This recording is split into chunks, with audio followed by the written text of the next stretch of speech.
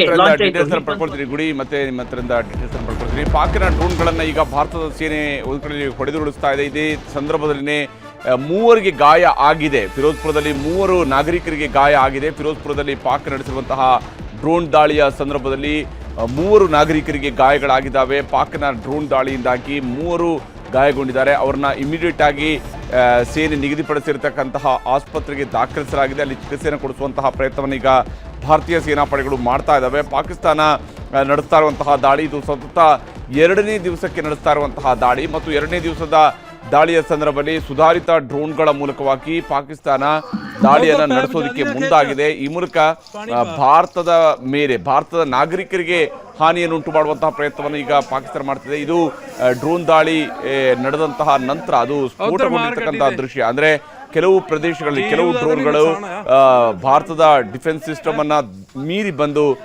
ಬಿದ್ದಿರುವಂತಹ ಈ ಒಂದು ಡ್ರೋನ್ಗಳು, ಅದರಿಂದ ಸ್ಫೋಟಗೊಂಡಿರ್ತಕ್ಕಂತಹ ಬಾಂಬ್, ಅದರ ಪರಿಣಾಮವಾಗಿ ಹೊತ್ತಿ ಉರಿತಾ ಇರುವಂತಹ ಬೆಂಕಿ, ಅದನ್ನು ಈಗ ಆರಿಸುವಂತಹ ಪ್ರಯತ್ನವನ್ನು ಕೂಡ ಮಾಡ್ತಾ ಇದ್ದಾರೆ.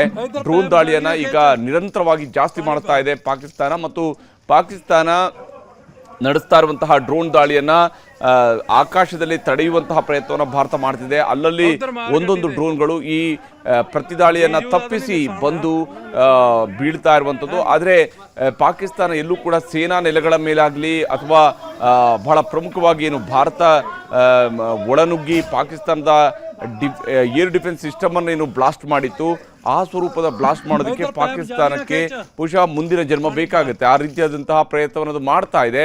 ಆದರೆ ಅದರಲ್ಲಿ ಪಾಕಿಸ್ತಾನ ಯಶಸ್ವಿ ಆಗ್ತಾ ಇಲ್ಲ. ಹಾಗಿದ್ರೂ ಕೂಡ ಸಾಮಾನ್ಯ ನಾಗರಿಕರು ವಾಸ ಇರತಕ್ಕಂತಹ ಮನೆಗಳ ಮೇಲೆ ಅದು ದಾಳಿಯನ್ನು ನಡೆಸ್ತಾ ಇದೆ. ಅಂತಹ ಕೆಲವು ಡ್ರೋನ್ನ ಮೂಲಕವಾಗಿ ಬಂದು ಬಿದ್ದಿರತಕ್ಕಂತಹ ಸ್ಫೋಟಕಗಳು ಈಗಾಗಲೇ ಸ್ಫೋಟಿಸಿರುವಂತಹ ದೃಶ್ಯವನ್ನು ಕೂಡ ನಾವು ತೋರಿಸ್ತಾ ಇದ್ದೀವಿ ನಿಮಗೆ. ಅಲ್ಲಿ ಫಿರೋಜ್ಪುರದಲ್ಲಿ ಈಗ ಬೆಂಕಿಯನ್ನು ನಂದಿಸುವಂತಹ ಪ್ರಯತ್ನವನ್ನು ಕೂಡ ಮಾಡಲಾಗ್ತಾ ಇದೆ.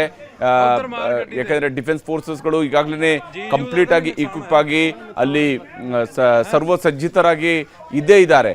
ಈ ಬೆಂಕಿಯನ್ನು ನಂದಿಸುವಂಥದ್ದು ಇರ್ಬೋದು ಅಥವಾ ತಕ್ಷಣಕ್ಕೆ ಗಾಯಾಳುಗಳಿಗೆ ಆಸ್ಪತ್ರೆ ಚಿಕಿತ್ಸೆ ಕೊಡಿಸುವಂಥದ್ದು ಇರ್ಬೋದು, ಈ ಪ್ರಕ್ರಿಯೆಗಳನ್ನು ಕೂಡ ಭಾರತದ ಸೇನಾಪಡೆಗಳು ನಿರಂತರವಾಗಿ ಮಾಡ್ತಾ ಇದ್ದಾವೆ. ಇಂತಹ ಸಂದರ್ಭದಲ್ಲೇ ಪಾಕಿಸ್ತಾನ ನಡೆಸಿರುವಂತಹ ಡ್ರೋನ್ ದಾಳಿಯನ್ನ ತಡೆಯುವ ಪ್ರಯತ್ನವೂ ಕೂಡ ಭಾರತದ ಕಡೆಯಿಂದ ಸಾಗ್ತಾ ಇದೆ. ಪಾಕಿಸ್ತಾನ ನಡೆಸ್ತಾ ಇರುವಂತಹ ದಾಳಿ ಮತ್ತೊಂದು ಸುತ್ತಿನ ದಾಳಿಯನ್ನು ಪಾಕಿಸ್ತಾನ ನಡೆಸ್ತಾ ಇದೆ. ನಿರಂತರವಾದಂತಹ ದಾಳಿಯನ್ನು ಪಾಕಿಸ್ತಾನ ನಡೆಸ್ತಾ ಇರುವಂಥದ್ದು. ಈಗ ಇದು 9ನೇ ತಾರೀಕಿನ ಮೇ 9ರ ರಾತ್ರಿಯಲ್ಲೂ ಕೂಡ ಸಾಗಿದೆ. ಪಾಕಿಸ್ತಾನದ ವಾಯುದಾಳಿ ಅಂದರೆ ಡ್ರೋನ್ ಮೂಲಕವಾಗಿ ನಡೆಸ್ತಾ ಇರುವಂತಹ ದಾಳಿ. ಈ ಡ್ರೋನ್ ದಾಳಿಯನ್ನು ತಡೆಯುವಂತಹ ಪ್ರಯತ್ನವನ್ನು ಈಗ ಭಾರತದ ಕಡೆಯಿಂದ ಕೂಡ ನಿರಂತರವಾಗಿ ನಡೆಸಲಾಗ್ತಾ ಇದೆ. ಮತ್ತು ವಿಶೇಷವಾಗಿ ಬೇರೆ ಬೇರೆ ಭಾಗಗಳಲ್ಲಿ ಇವತ್ತು ಬಹುತೇಕ ಪ್ರತಿಯೊಂದು ನಗರವನ್ನು ಕೂಡ ಟಾರ್ಗೆಟ್ ಮಾಡಿದೆ. ಭಾರತದ ಪ್ರತಿಯೊಂದು ನಗರವನ್ನು, ಅಂದರೆ ಗಡಿ ಪ್ರದೇಶದಲ್ಲಿ ಬರುವಂತಹ ಪ್ರತಿಯೊಂದು ನಗರವನ್ನು ಕೂಡ ಇವತ್ತು ಪಾಕಿಸ್ತಾನ ಟಾರ್ಗೆಟ್ ಮಾಡಿದೆ. ನಿನ್ನೆಗಿಂತ ಜಾಸ್ತಿ ಪ್ರಮಾಣದಲ್ಲಿ ಇವತ್ತು ಪಾಕಿಸ್ತಾನ ತನ್ನ ಡ್ರೋನ್ಗಳನ್ನು ಹಾರಿಸುವಂಥದ್ದು ನಡೀತಾ ಇದೆ. ಮತ್ತೊಂದು ಕಡೆಯಲ್ಲಿ ಭಾರತದ ಗಡಿ ಭಾಗದಲ್ಲಿ ನಮ್ಮ ಪೊಲೀಸರು ಮತ್ತು ಸ್ಥಳೀಯರು ಇರುವಂತಹ ದೃಶ್ಯವನ್ನು ಕೂಡ ನಾವು ನೋಡ್ತಾ ಇದ್ವಿ. ಜನರಿಗೆ ಧೈರ್ಯವನ್ನು ಹೇಳುವಂಥದ್ದು ಮತ್ತು ಎಲ್ಲಿ ಈ ಡ್ರೋನ್ಗಳು ಬಂದು ಬಿದ್ದಿದ್ದಾವೋ ಅವುಗಳನ್ನು ಪತ್ತೆ ಹಚ್ಚುವಂತಹ ಕೆಲಸವನ್ನು ರಾತ್ರಿಯಲ್ಲೂ ಕೂಡ ಮಾಡ್ತಾ ಇದ್ದಾರೆ. ಯಾಕಂದರೆ ಪ್ರತಿಯೊಂದು ಅಂಶವನ್ನು ಕೂಡ ಈಗ ಭಾರತ ಪಾಯಿಂಟ್ಔಟ್ ಮಾಡಿ ಹುಡುಕ್ತಾ ಇದೆ. ಯಾವ ಸ್ವರೂಪದಲ್ಲಿ ಪಾಕಿಸ್ತಾನ ತನ್ನ ದಾಳಿಯನ್ನು ನಡೆಸ್ತಾ ಇದೆ ಅನ್ನೋದರ ಬಗ್ಗೆ ಭಾರತದ ಸೇನಾ, ಭಾರತದ ಇದು ಪಂಜಾಬ್ನಲ್ಲಿ ಕಂಡು ಬರ್ತಾ ಇರುವಂತಹ ದೃಶ್ಯ. ಪಂಜಾಬ್ನ ಪೊಲೀಸರು ಕೂಡ ನಿರಂತರವಾಗಿ ಕಾರ್ಯಾಚರಣೆಯಲ್ಲಿ ಭಾಗಿಯಾಗಿದ್ದಾರೆ. ಅಲ್ಲಿನ ಸ್ಥಳೀಯ ಜನರು ಕೂಡ ನಿರಂತರವಾಗಿ ಈ ಸಂದರ್ಭಗಳಲ್ಲಿ ಜೊತೆಗಿದ್ದಾರೆ. ಯಾಕಂದರೆ ಯಾವತ್ತೂ ಕೂಡ 1971ರ ನಂತರ ಈ ಸ್ವರೂಪದಲ್ಲಿ ಇಲ್ಲಿ ದಾಳಿಗಳು ನಡೆದಿರಲಿಲ್ಲ. ಆದರೆ ಇದೇ ಮೊದಲ ಬಾರಿಗೆ ಪಾಕಿಸ್ತಾನ ಈ ಸ್ವರೂಪದಲ್ಲಿ ಪಂಜಾಬ್ ಮೇಲೆ ದಾಳಿಯನ್ನು ಶುರು ಮಾಡಿದೆ. ಪಂಜಾಬ್ನ ಮೇಲೆ ನಡೆಸ್ತಾ ಇರುವಂತಹ ಈ ದಾಳಿಗೆ ಪ್ರತ್ಯುತ್ತರವನ್ನು ಕೊಡುವಂತಹ ಕಾಲವು ಕೂಡ ಸನ್ನಿಹಿತ ಆಗ್ತಾ ಇರುವಂಥದ್ದು. ಪಾಕಿಸ್ತಾನ ನಿರಂತರವಾದಂತಹ ದಾಳಿಯನ್ನು ನಡೆಸ್ತಾ ಇದೆ. ಪಠಾಣ್ಕೋಟ್ ಮೇಲೂ ಕೂಡ ದಾಳಿಯನ್ನು ನಡೆಸಿದೆ. ಬೇರೆ ಬೇರೆ ಭಾಗಗಳಲ್ಲಿ ನಡೆಸ್ತಾ ಇರುವಂತಹ ದಾಳಿ, ಪಾಕಿಸ್ತಾನದ ಕಡೆಯಿಂದ ಬರ್ತಾ ಇರುವಂತಹ ಡ್ರೋನ್ಗಳನ್ನು, ನಿರಂತರವಾಗಿ ಬರ್ತಾ ಇರುವಂತಹ ಡ್ರೋನ್ಗಳನ್ನು ಈಗ ಭಾರತ ಡಿಟೆಕ್ಟ್ ಮಾಡ್ತಾ ಇದೆ. ಅವುಗಳನ್ನು ಹೊಡಿತಾ ಇದೆ, ಅವುಗಳನ್ನು ಉರುಳಿಸ್ತಾ ಇರುವಂಥದ್ದು.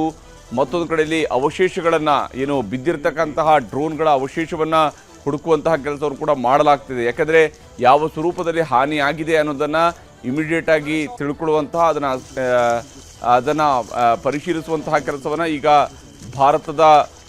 ಭಾರತದಲ್ಲಿ ಮಾಡಲಾಗ್ತಾ ಇದೆ. ಸದ್ಯಕ್ಕೆ ಪಾಕಿಸ್ತಾನ ಭಾರತವನ್ನು ಯುದ್ಧಕ್ಕೆ ನಿರಂತರ ಆಹ್ವಾನದ ರೀತಿಯಲ್ಲಿ ಭಾರತದ ಮೇಲೆ ದಾಳಿಯನ್ನು ಶುರು ಮಾಡಿದೆ.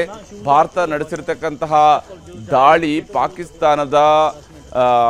ಪಾಕಿಸ್ತಾನಕ್ಕೆ ಈಗ ನಿಲ್ಲೋಕ್ಕೂ ಆಗಲ್ಲ, ಕೂರೋಕ್ಕೂ ಆಗಲ್ಲ ಅನ್ನೋಂತಹ ಸ್ಥಿತಿಯಲ್ಲಿ ಅದು ಭಾರತದ ಕಡೆಗೆ ದಾಳಿಯನ್ನು ತೀವ್ರಗೊಳಿಸ್ತಾ ಇರುವಂಥದ್ದು ಕೂಡ ಕಂಡು ಬರ್ತಾ ಇದೆ.